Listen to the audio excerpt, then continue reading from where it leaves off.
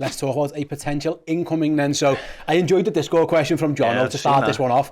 It was wherefore art thou Romeo, which is brilliant. So yeah, David Ornstein's reporting yesterday afternoon was that Liverpool are set to return with an improved offer from Romeo Lavia. Southampton rejected one that was approximately £37 million, as they're seeking approximately £50 million. There's a high chance this deal gets done, although Chelsea retain firm interest. To clarify, that was David Ornstein and James Pearce's joint report in there. Yeah. I think by all accounts now everyone's got wind of what's going on here. Liverpool went Southampton, got told no, they're going to come back. We've spoken a while about Lavia, Neil. His name cropped up a few months ago, really, and I think the main talk was, good player, good young player.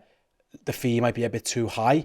It feels like Liverpool are going to have to get somewhere close. They might not get to 50, but they're going to have to certainly going to go into the 40s. Yeah. So if they must really like him, really like him.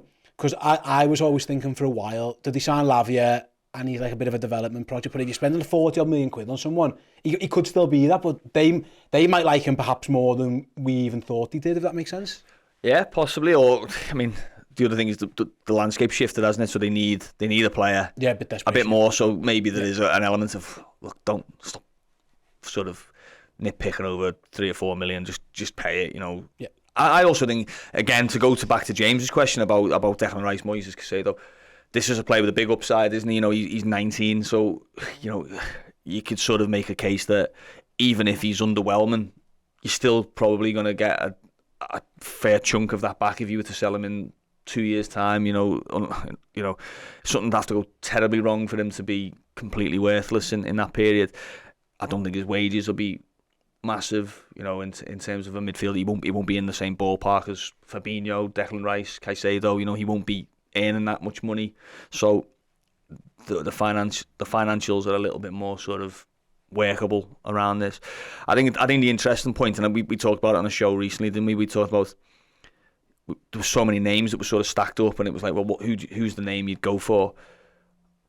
And I think the question I had with Lavia is, if he's the one that you think can become Fabinho's successor, do it now. You know, do it now then, because you know that's how you know if he can swim. So I think it's interesting that Liverpool have gone down this route. Clearly they've settled on that, and there might be an element of they've looked around what else there is and thought, well, you know, what Calvin Phillips, we're not going to do that. Maybe they've decided, look, it's a bit of a gamble, we'll roll the dice on this young lad. Or like you say, it might just be that no, he's the one that we just think he's brilliant. Be interesting to see. I think they'll end up around what I think you're going to be looking at mid-40s in a deal. I don't think it'll be. I'm sure Southampton will be worked down a little bit from 50, and Liverpool will work a little bit up from 40, and we'll see them meet in the middle. I suppose the question, the last words of David Ornstein's tweet is Chelsea retain firm interest, so it just remains to be seen whether they turn that into something else. But it sounds pretty positive from a Liverpool perspective. I think there was report that Lavia himself had given the sort of the okay that he wants to join Liverpool. He played the other night, didn't he? He played 45 minutes for Southampton. He played Bournemouth. Yep. So I mean, that's another bonus, by the way. I know. I got a couple of texts off people saying, "What's he doing playing?" But good, actually, isn't it? You know, it means he's fit, and it means he's got some rhythm behind him. It's not a case of coming in, you know. For example, Fabinho. Okay, he's going to Saudi, so it might not be as pronounced, but he's going there with, you know, a couple of weeks missed of his pre-season, isn't he? You know, maybe a bit of catching up to do fitness-wise. Lavia looks like he's in the rhythm at least, so it's it looks pretty positive on this front, and I'm now fascinated to see what Liverpool do. And you know, listen, there's a question there, isn't there? I think it's probably worth answering this question from Ashley. Yeah. If the Lavia deal goes ahead, what do you think would be the next priority? A senior central defensive midfield type, or a centre back? That's the big question now for Liverpool, isn't it? I think a midfielder, personally. I think just a little bit more security around that area. There's another position you could put in there as a right back, isn't it? Yeah, it could be a right back. Yeah. You know, the Liverpool looked at too and say, well, Alexander-Arnold's going in there and he's done quite well. I think in the two friendlies I've seen, you know, he's not a perfect number 6. He's not, you know, he's clearly got things to learn, and he's got weaknesses that maybe would show up, but he's done all right, and he's not a bad footballer to have in there, is he? So if that is the next step that Liverpool do, and say actually Alexander-Arnold and Lavia, two deep midfielders, and then we work around it. It could be a right back that they look at. It could be a right-sided centre back. It could be a left-sided centre back. I personally would go for a midfielder that's a little bit a reliable, experienced midfielder that you think you're happy to have him start Premier League games. You can dip him in and out. You can maybe, use him on his own, or you can use him in a 2. So it might not be necessarily a number 6 specialist, but it might be someone who can play there. So I would probably still stick with the midfield, because I think that's going to be the area that is going to have the biggest influence on Liverpool this season. Yeah, I agree. I'd maybe go for both. Well, I understand the centre back issue, and I think probably there's been alarm bells rung with probably certainly the Greuther fourth game on Monday. I think there was a lot of alarm bells around Matip, wasn't there? Yes. And Joe Gomez potentially. I mean, I actually thought Gomez played all right. He was at right back as well. Yeah, but the fact that he's at right back, does that tell you something about where he's at? So I understand that concern around him.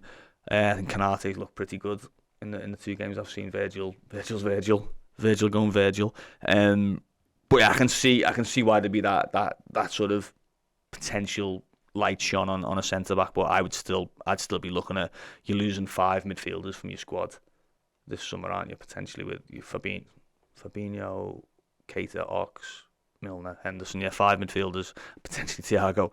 I'd still be looking at filling that space with one more. Yeah, absolutely. Sasha Taglieri, Belgian journalist, by the way, we had him on the show the other day after I saw that. Yeah, and he's a good guy. Sasha, he's reported this morning Liverpool have actually made that second bid now. £45 million deal, with bonuses included. The work is now ongoing to find the right structure, with talks to ensure that bonuses are achievable. So instalments are now being discussed. Southampton expected to get the deal done in the next few days. The player's just waiting to go so he can join up with Liverpool in Singapore. Matter of time. So that's the latest on it. And it does feel like, I don't know, I'm with you. I wonder if Liverpool liked him, but they've been given a hurry up because of the Fabinho Henderson thing. If again, necessity, and things like that. And also, I'm fascinated because I'm with you. I would feel a bit more comfortable with a more senior defensive midfielder in the team, Neil. But Jurgen's shown he'll put faith in young players. Yeah. Trent Alexander-Arnold played every game pretty much as soon as he was in the team.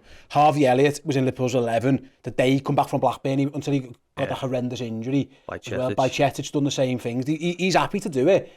Again, we're sitting here thinking it's going to be Lavia and someone else. Someone else might be by Chetic, and he might just go, listen, I've got 2 young 19-year-old lads who have both got issues of playing like loads of games on the run, but if we go half with both of them, I'm completely fine with that. That is potentially on the table here, isn't it? Yeah, it is.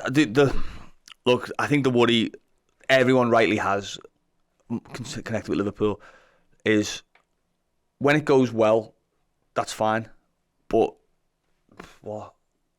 2 of the last 3 seasons, Liverpool have taken a gamble of that ilk. They took a gamble in the pandemic season by having only 3 specialist centre-backs to let Day and Lovren go, and they didn't replace him, and they went, we'll have 3 centre-backs and we'll have Fabinho as a 4th. And lo and behold, all of them were injured. Last summer, they didn't get Tchouaméni, and they said, no, well, we can get through. And if it goes well, no one says a word. Everyone goes, brilliant, what a season Keita had. Oxlade-Chamberlain, 15 goals from midfield. That's fine. But the weight of evidence is that it's more likely to go wrong than it is to go right, or that Liverpool are as likely to find themselves in the... So that's all well and good to say, yeah, we'll trust these 2 19-year-olds, but there's absolutely a question mark over... There's a question mark over both of them. They've played 50 odd games between them in their career. There's at least a question mark over how consistent they can be, and there's probably a question mark about how good they actually are going to be, because we haven't got a greater body of evidence yet. We haven't seen them play in that position where, in Lavia's case, we haven't seen him where it's like, right, you've drawn a home game, you can't do that. Now the pressure's on you. You gave the ball. Look, he gave a ball away on the last day of the season. This doesn't matter. They're relegated, and it doesn't. It was a bit of fun that last game. Give a ball away in his own penalty area. If he does that at Liverpool, then the pressure comes, and then all of a sudden, do you see? You find out a little bit about his character. Does he go into his shell? Does he try that anymore? Does he become? he hasn't answered those questions yet. He's still got to, and that's fine. You know, there's a good chance that he answers them emphatically and becomes a fine player. He looks like he's got the talent to do that. By Chet, it's the same. You know, for all that there was huge promise, and I'm one of his biggest champions and have been his biggest champions. He came into a side where it couldn't get much worse, and so there was a general sort of upbeat feeling about him because he's not what we've been seeing in the last few weeks where it's been terrible. Now when there's a bit of expectation on how does he cope, you know, do people start suddenly going, well, yeah, he's okay, but he's not quite ready yet. You know, he's going to have ups and downs. He's recovering from an injury, so I understand. If everything goes perfectly according to plan, Liverpool could have two absolute gems in their midfield and two 19-year-olds, and you go, wow, the future is in good hands, absolutely fine. But you have to have that nagging doubt in your mind where you say, we could end up in the same position as last year where, you know, all the options or too many of the options look imperfect or they're injured, or we could be in that position where, you know, we should have done one more. We should have actually got one more centre back, one more defensive midfielder in.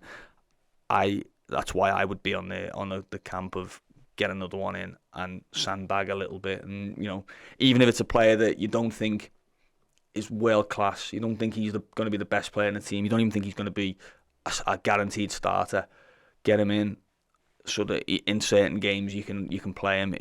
If there's an injury, you can put him in and you know what you're going to get from him.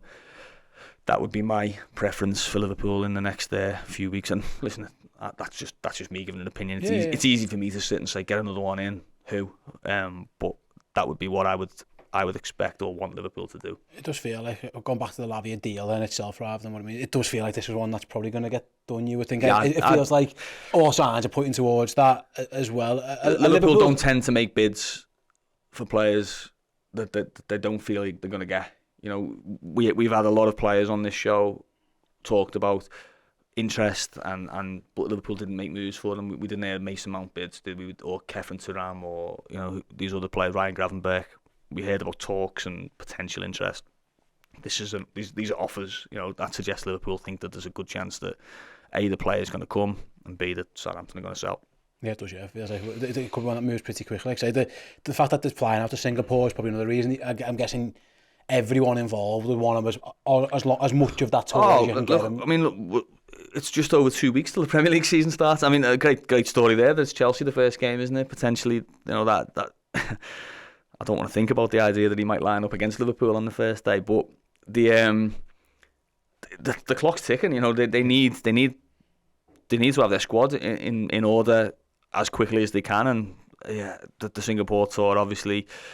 I remember, I can think of some players who've sort of flown into tours. I think Shaqiri was one. I remember him turning up. I actually remember him actually arriving at the hotel in East Rutherford and being mobbed. I can remember, who was the player in Singapore? Was it Xabi Alonso possibly in the past? So yeah, he would get a good introduction to life at Liverpool if he was to fly over mid-tour and experience that, you know, mania of Liverpool fans in the Far East. That might be a nice little introduction for them. No, yeah, absolutely. Yeah, we'll keep an eye on the Lavia stuff. Like I say, I'm sure more will develop as soon as it does, and I imagine it'll be pretty quickly as well. So we've got you covered here. Hey guys, hope you enjoyed that clip from our Journo Insight show. We have Neil in twice a week to talk about everything to do with Liverpool. Of course, it's a very Lavia heavier week here at Redmen as well. If you want even more content, including our expert insight with Arno van der Abel, who used to coach Romeo Lavia at Belgium and at Anderlecht, we've got that for you. We've got transfer insight with Jacob Tanswell, who used to cover Southampton for the Athletic, knows all about the player, and our special edition of the deep dive with Josh Williams, distance covered, looking at the stats and the tactics, all about the player as well. So yeah, redmenplus.com, sign up from as little as $6.99 a month and you will get some amazing Lavia based content. See you over there. Thank you so much for checking out the show today. If you need more Liverpool content in your life, whether it's podcasts, videos, interviews, or great Liverpool documentaries, head over and subscribe to redmenplus.com today. It funds everything we do across all the free platforms, and we give you amazing content each and every week.